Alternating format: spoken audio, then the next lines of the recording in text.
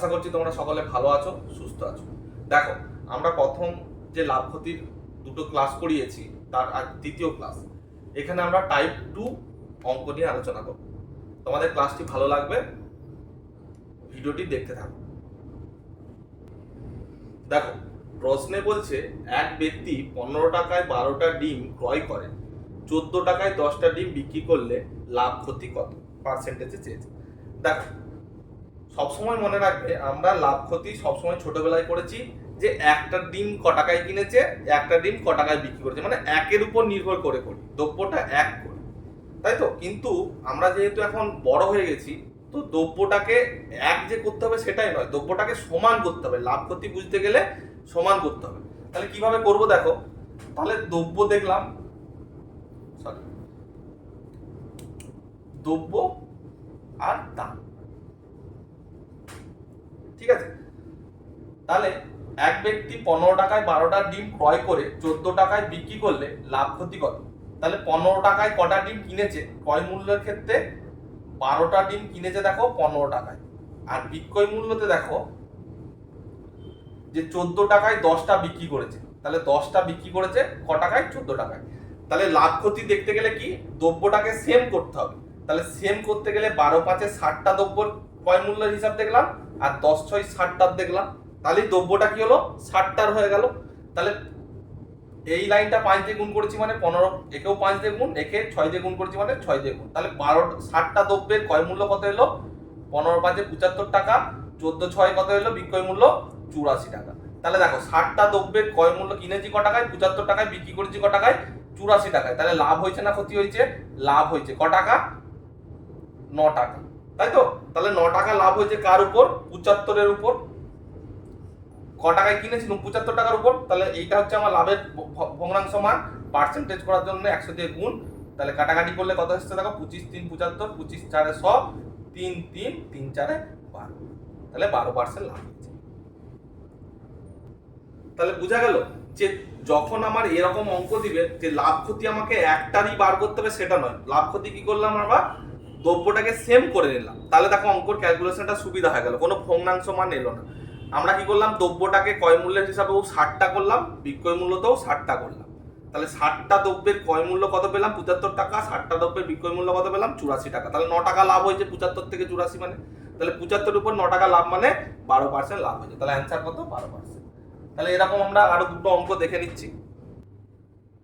দেখো, দ্বিতীয় অঙ্ক বলছে, প্রশ্নে এক ব্যক্তি 4 টাকায় 5টি দ্রব্য ক্রয় করে 5 টাকায় 4টি দ্রব্য বিক্রি করায় লাভ ক্ষতি কত। তাহলে কি করব, দ্রব্য আর দাম, দ্রব্য দাম, ক্রয় মূল্যের হিসাবে দেখো কি বলেছে, যে 4 টাকায় 5টা দ্রব্য কিনেছে, তাহলে 5টা দ্রব্য কিনতে কত টাকা পড়েছে, 4 টাকা। বিক্রয় মূল্যে কি বলেছে দেখো, যে 5 টাকায় 4টে দ্রব্য বিক্রি করেছে, যাতে 4টে বিক্রি করেছে ক টাকায়, 5 টাকায়। তাহলে দেখো কি করব, দ্রব্যটাকে সেম করার জন্য 5 4 20, 5 4 5 20, তাহলে এর ক্ষেত্রে 4 দিয়ে গুণ করলাম, মানে একে 4 দিয়ে গুণ, একে 5 দিয়ে গুণ করলাম। তাহলে 20টা দ্রব্যের ক্ষেত্রে ক্রয় মূল্য কত পড়েছে, 16 টাকা। 20টা দ্রব্য বিক্রি করে ক টাকায় বিক্রি করেছে, 25 টাকায়। তাহলে রোজগার ক টাকা হয়েছে, 9 টাকা। 16 টাকার উপর 9 টাকা রোজগার হচ্ছে, তাহলে পার্সেন্টেজে কত, 9/16 ইন্টু 100, তাই তো। 9/16 ইন্টু 100, তাহলে একে কাটাকাটি করলে দেখো, 4 দিয়ে কাটলে 4 4 16, 4 25, তারপর দেখো 25 9 কত, 225/4, তার মানে 5 4 20, 2 6 4 24, 1 56.14% লাভ হয়েছে। তাহলে লাভের পার্সেন্টেজ কত, 56.14%। দেখো পরের অঙ্কে বলছে, এক ব্যক্তি 5 টাকায় 16টা কলা ক্রয় করে এবং 5 টাকায় 12টি কলা বিক্রয় করায় লাভ ক্ষতি কত। দেখো সেম, দ্রব্য দাম করলাম। তাহলে ক্রয় মূল্যের হিসাবে কি দিয়েছে দেখো, ক্রয় মূল্যতে বলেছে 5 টাকায় 16টা কলা ক্রয় করেছে, তাহলে 16টা কলা ক টাকায় কিনেছে, 5 টাকায়। বিক্রয় মূল্যে কি বলেছে, 5 টাকায় 12টা কলা বিক্রি করেছে, তাহলে বিক্রয় মূল্যের হিসাবে কি দিয়েছে, 12টা কলার দাম 5 টাকা। তাহলে লাভ ক্ষতি দেখতে গেলে কি, দ্রব্য সেম করবো। তাহলে 16 4 48টা দ্রব্যের হিসাব দেখলাম, এই 16 3 48টা দ্রব্যের হিসাব দেখলাম, 12 4 48টা দ্রব্যের হিসাব দেখলাম। তাহলে একে 3 দিয়ে গুণ করতে হবে, একে 4 দিয়ে গুণ করতে হবে। এই লাইনটা 3 দিয়ে গুণ করেছি, একে 4 দিয়ে গুণ করেছি, তাহলে 15 টাকা, আর এটা হচ্ছে 20 টাকা। তাহলে দেখো ক টাকা লাভ হলো, লাভ হলো দেখো 20টা দ্রব্যের 48টা দ্রব্যের ক্ষেত্রে 5 টাকা লাভ হলো। তাহলে কতর উপর থেকে লাভ হচ্ছে, 15-র উপর থেকে। তাহলে 100-র উপর কত লাভ হবে, তাহলেই পার্সেন্টেজ। তাহলে 5 3 100/3 মানে 33.13% লাভ। অ্যান্সার কি 33.13% লাভ হবে। দেখো পরবর্তী অঙ্কে প্রশ্নে বলছে এক ব্যক্তি 10টি কমলা লেবু 8 টাকায় কিনে প্রতিটি 1 টাকা 25 পয়সা মানে 1.25 দামে বিক্রি করলে শতকরা লাভ কত। তাহলে দ্রব্য দাম ক্রয় মূল্যের কি হিসাব দিয়েছে দেখো, 10টা কমলা লেবু কিনেছে 8 টাকায়, তাহলে 10টা কিনেছে 8 টাকায়, বিক্রি করার সময় দেখো প্রতিটি 1.25 দামে, তাহলে প্রতিটি বিক্রয় মূল্য, প্রতিটি মানে কি একটা, দাম কত দিয়েছে বিক্রি করার সময় 1.25। তাহলে দেখো লাভ ক্ষতি দেখতে গেলে দ্রব্য সমান করতে হবে, এখানে 10 আছে মানে এটাও আমি 10 করে দিলাম, তাহলে একেও আমি 10 করলাম। তাহলে কি এলো, 10টা কিনেছে আমি 8 টাকায়, বিক্রি করার সময় 10 ইন্টু 1.25 মানে 12.5 টাকা, তাই তো। তাহলে ক টাকা রোজগার করলাম আমি, 10টার ক্ষেত্রে 4 টাকা 50 পয়সা, 4.5 টাকা। তাহলে লাভ, পার্সেন্টেজ অফ লাভ কি হবে, 4 টাকা 50 পয়সা লাভ হয়েছে কার উপর থেকে, 8-এর উপর থেকে। 100-র জন্য কত বার করো। তাহলে আমি যদি 4 দিয়ে কাটি, 4 2 4 25, তাই তো।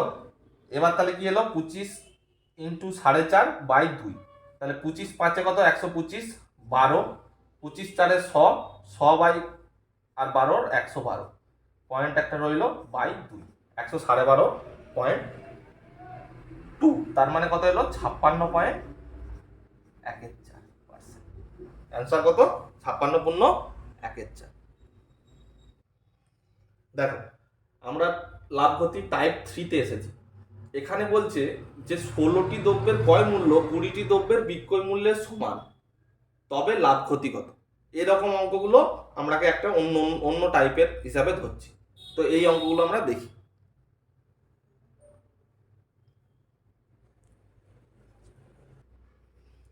দেখো প্রশ্নে বলছে 16টি দ্রব্যের ক্রয় মূল্য 20টি দ্রব্যের বিক্রয় মূল্যের সমান, তবে শতকরা লাভ ক্ষতি কত। দেখো এটা দুটো পদ্ধতি আছে, আমি প্রথমে অঙ্কটা বুঝিয়ে করছি। দেখো কি বলেছে, 16টি দ্রব্যের সিপি ক্রয় মূল্য সঙ্গে 20টি দ্রব্যের বিক্রয় মূল্য সমান, তাই তো। তাহলে এই যে ক্রয় মূল্য আর বিক্রয় মূল্যটা সমান বলেছে, এটা কত ধরবো বলতো, ধরবো কত, 16 ইন্টু 20, এত টাকা মানে 320 টাকা ধরলাম। ধরো কি ধরলাম, 16টা দ্রব্যের ক্রয় মূল্য 320 টাকা, 20টি দ্রব্যের বিক্রয় মূল্য 320 টাকা। তাহলে ধরলাম কি করে, 16 ইন্টু 20 করে। তাহলে 16টা দ্রব্যের ক্রয় মূল্য 320 হলে একটি দ্রব্যের ক্রয় মূল্য কত পেলাম বলতো, 320/16 মানে হচ্ছে 20 টাকা। ঠিক তেমনি একটি দ্রব্যের বিক্রয় মূল্য কত পাবো,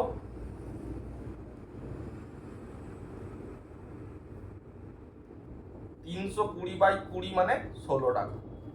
দেখো কি এলো ব্যাপারটা, দেখো একটা দ্রব্যের ক্রয় মূল্য এই মানটা চলে এলো, আর একটা দ্রব্যের বিক্রয় মূল্য দেখো এই মানটা চলে এলো, বুঝা গেছে। তাহলে 20 টাকা এলো ক্রয় মূল্যতে, বিক্রয় মূল্যতে এলো 16 টাকা। তাহলে লাভ হলো না ক্ষতি হলো, ক্ষতি করেছে দেখো 4 টাকা, 4 টাকা ক্ষতি করেছে। তাহলে পার্সেন্টেজ অফ ক্ষতি কি হবে, 4 টাকা ক্ষতি করেছে কার উপর, 20-র উপর। 20 টাকাতে ক্রয় মূল্যের উপর ক্ষতি করেছে, 100-র জন্য কত, তাহলে কত পার্সেন্ট, 20% ক্ষতি। ঠিক আছে, 20% ক্ষতি হয়েছে। ঠিক আছে, এই অঙ্কটা আমি যদি শর্ট ফর্মে করতাম তাহলে কি করে করতাম, দেখো এই অঙ্কটার ক্ষেত্রে কিভাবে করতাম, দেখো নিচে যটা বিক্রয় মূল্যের দ্রব্য দিয়েছে সেটা লিখতাম, বিক্রয় মূল্যের দ্রব্য কটা দিয়েছে, নিচে লিখতাম বিক্রয় মূল্যের দ্রব্য, বিক্রয় মূল্যের দ্রব্য, আর উপরে কি করতাম, পার্থক্য। কিসের পার্থক্য, ক্রয় মূল্য আর বিক্রয় মূল্যের দ্রব্যের পার্থক্যটা করতাম। তাহলে দেখো কি আসতো, 16 আর 20 পার্থক্য কত, 4, বিক্রয় মূল্যের দ্রব্য কটা, 20টা, ঠিক আছে, এইটা করতাম। এইটা ভগ্নাংশ মান পার্সেন্টেজ করার জন্য 100 দিয়ে গুণ, তাহলে 5 20%। এবার লাভ হয়েছে না ক্ষতি হয়েছে তুমি বলো। দেখো 16টা দ্রব্য যে টাকায় কিনেছে 20টা দ্রব্য সেই টাকায় বিক্রি করেছে, তার মানে টাকাটা কম পেয়েছে, তার মানে ক্ষতি হয়েছে তার। কি হয়েছে? তার ক্ষতি হয়েছে। এইটুকু মাথায় রাখতে হবে যে কি হচ্ছে, ক্ষতি হচ্ছে না লাভ হচ্ছে। দেখো প্রশ্নে বলছে 6টি দ্রব্যের ক্রয় মূল্য 5টি দ্রব্যের বিক্রয় মূল্যের সমান হলে শতকরা লাভ ক্ষতি কত। দেখো এই শর্ট ফর্মে তোমাদের কেউ করাবে না, তাহলে কি বললাম যে নিচেতে লিখবো বিক্রয় মূল্যের দ্রব্য, বিক্রয় মূল্যের দ্রব্য, আর উপরে কি করব ক্রয় মূল্য দ্রব্য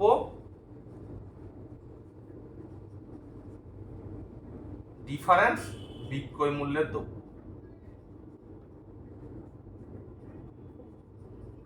তাই তো, ডিফারেন্স মানে যেটা বড় আছে সেখান থেকে বিয়োগ করব।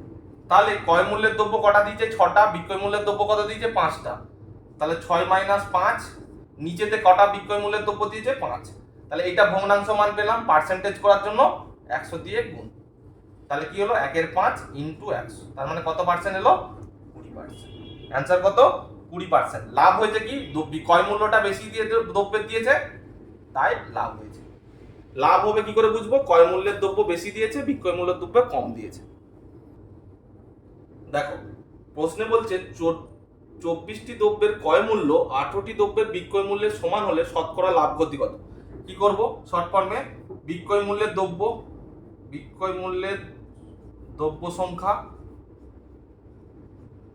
বা উপরে কি করব ক্রয় মূল্য ও বিক্রয় মূল্যের দ্রব্য সংখ্যার পার্থক্য, দ্রব্য সংখ্যার পার্থক্য, বাস, তাহলে ভগ্নাংশ মানটা পেয়ে যাবো। তাহলে ক্রয় মূল্য বিক্রয় মূল্যের দ্রব্য সংখ্যার পার্থক্য কত 24 আর 18 বিয়োগ, আর বিক্রয় মূল্যের দ্রব্য কত দিয়েছে 18, তাহলে এটা আমার কত এলো 6/18। এটা ভগ্নাংশ মান, পার্সেন্টেজ করার জন্য 100 দিয়ে গুণ, তাহলে 100/3 মানে 33 পূর্ণ 1/3%। লাভ না ক্ষতি কি করে বুঝবো, ক্রয় মূল্যের দ্রব্য বেশি দিয়েছে, ক্রয় মূল্যের দ্রব্য বেশি দিয়েছে তাই লাভ। ক্রয় মূল্যের দ্রব্য কটা দিয়েছে 24টা, বিক্রয় মূল্যের দ্রব্য 18টা দিয়েছে, তাহলে ক্রয় মূল্যের দ্রব্য বেশি দিয়েছে মানে লাভ হয়েছে। আজকের ক্লাস এখানেই শেষ করছি। আশা করছি তোমাদের ভিডিওটি ভালো লাগবে। টাইপ 2 এবং 3 একই রকমের প্রায় অঙ্ক দেখে নিও, তোমাদের এই অঙ্কগুলো পরীক্ষায় বারবার আসে, তোমরা এগুলো যদি খাতায় দুবার করে নাও মনে রয়ে যাবে এবং প্র্যাকটিস করতে থাকো। সামনে যে পরীক্ষাগুলি আসছে সেখানে দেখবে এর থেকে কমন পেয়ে যাবে। ধন্যবাদ, লাইক ও শেয়ার করে দিও।